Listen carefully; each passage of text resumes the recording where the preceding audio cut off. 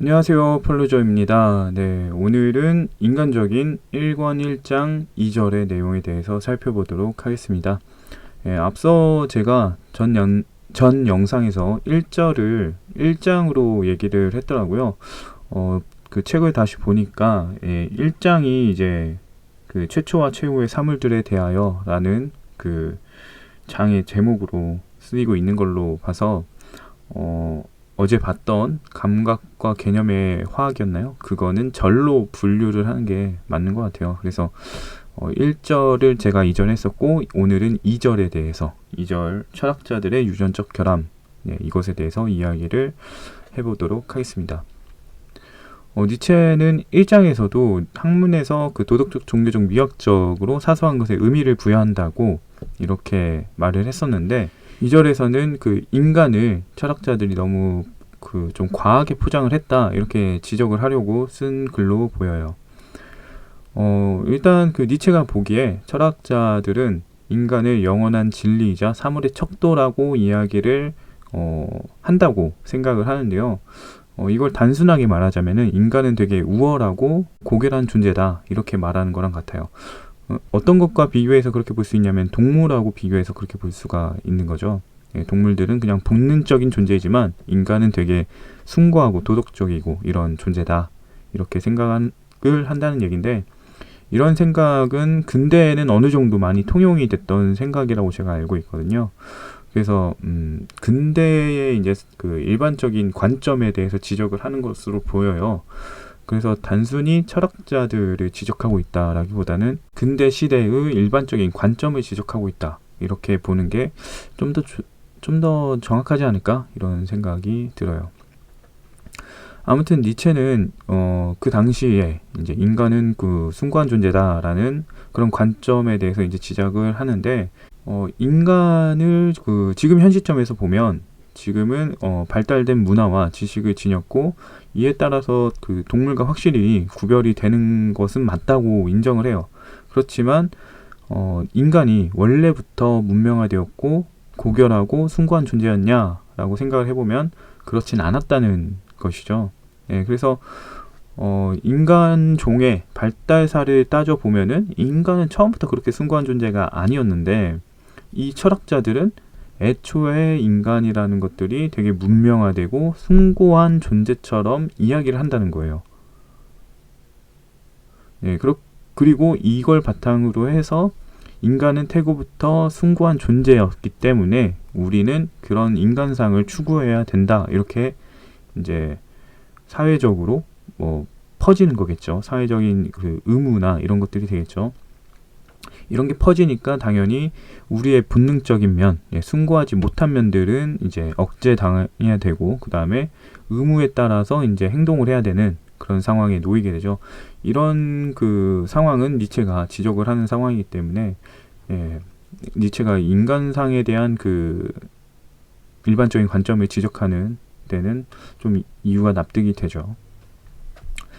아무튼 니체는 인간은 본래 본능에 따라 사는 동물이었고, 그래서 숭고한 인간상만을 인정할 것이 아니라 본능적인 인간상도 인정해야 한다고 지금 말을 하고 있는 거예요. 이게 그 2절의 전체 내용이에요. 2절의 내용이 그렇게 막 어려운 내용도 아니고 간단하니까 아마 쉽게들 보셨을 것 같아요. 쉽게 보셨을 것 같아서 딱히 해설을 할 만한 뭔가가 없기는 한데요. 조금 그래도 그 2절에서 표현이 조금 어려울 수 있는 것들, 약간은 이건 어떤 의미일까 생각해 볼 만한 것들을 한번 이야기를 해보면요. 니체가 이제 철학자들이 역사적 감각이 결여됐다 이런 식으로 이야기를 하는 부분이 있는데요.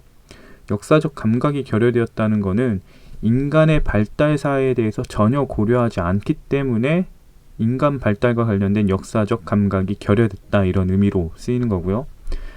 그 다음에 이제 니체는 현 시점의 인간의 형태, 즉 문명화된 인간의 형태겠죠. 이 문명화된 인간의 형태를 가지고서 우리가 출발점으로 삼아야 할 확고한 형태라고 이야기를 해요. 이거는 곧 문명화된 인간, 고결한 형태의 인간을 가지고서 우리 인간의 삶을 평가하고 판단하고 그리고 그런 인간상을 지향해야 한다는 이야기를 담고 있겠고요.